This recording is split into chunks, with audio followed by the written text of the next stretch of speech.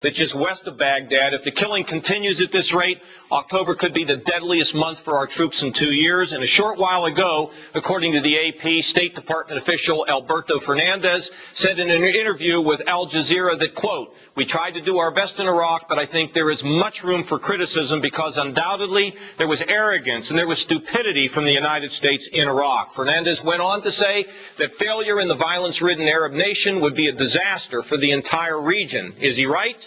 Well, we're joined by Mara Rudman, former Deputy National Security Advisor for the Clinton administration, currently a senior fellow with the Center for American Progress, and, of course, our friend Major General Bob Scales, former Army War College commander. Mara, let's start with you. It's very obvious. I mean, the war is losing great support. The president meets today to discuss new tactics. The people will not support this war if they cannot see a way to some daylight here. What do you think should change in terms of our tactics so that we can believe we got a chance to have some sort of a victory here? Well, listen, the president is saying that it's only tactics that need to change. It's also the vision of where we're going.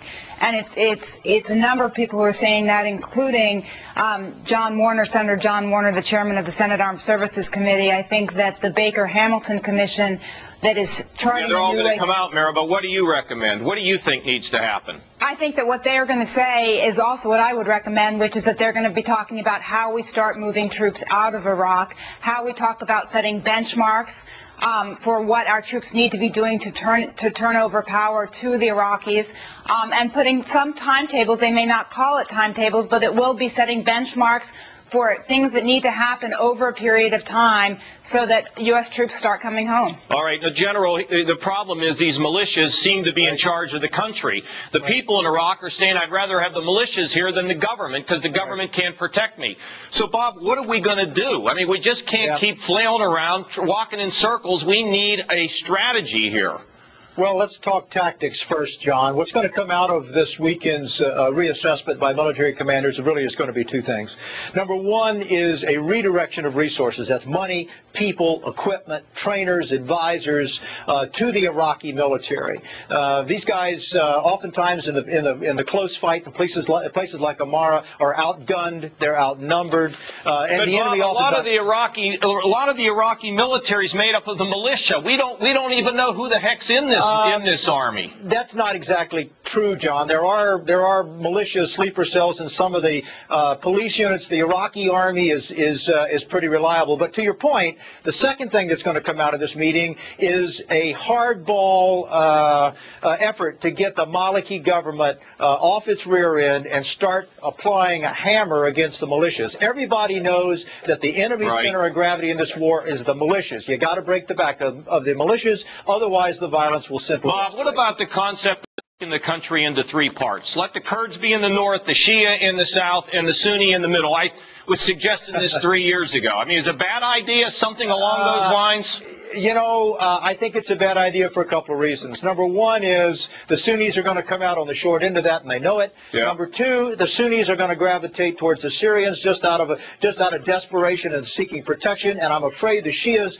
are going to drift over into the Iranian camp. And the last thing we want is Kurdistan, our real ally, sandwiched between an ally of Iran with nuclear capabilities and Syria who has nothing but bad thoughts about our own country. Okay, well, maybe that isn't the answer, but I can tell you the American people are not going to continue to support training, and nothing seems to happen. So they better get their act together, because you can't fight a war when you lose public support, even though the cause is something recognized by most Americans. Mara, let's turn quickly to North Korea.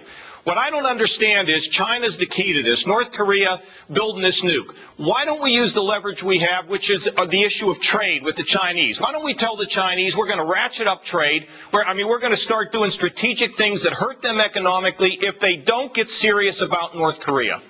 Well, listen, we need the Chinese for a lot of things at this point, and so it's in terms of who has the leverage here. It's not like we have all the leverage to be turning the screws on China.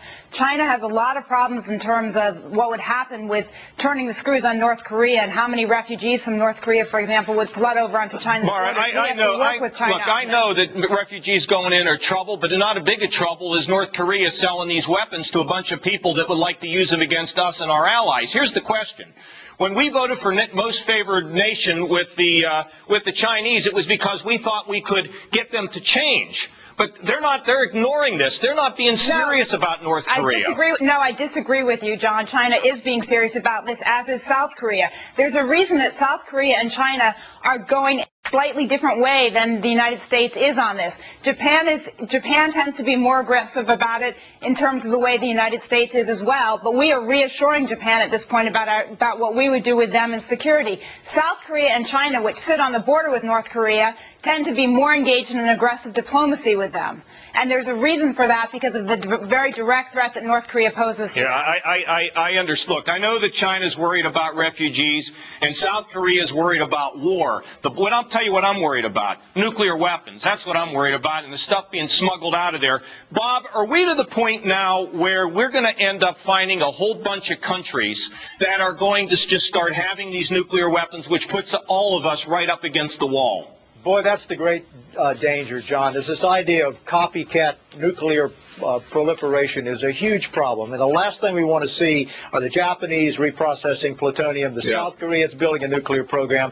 But as Mara said, the kingpin of this, John, is China. Right. And I got to support her in this, because if you look at what China's done, for instance, by cutting off the North Korean banking supply, we're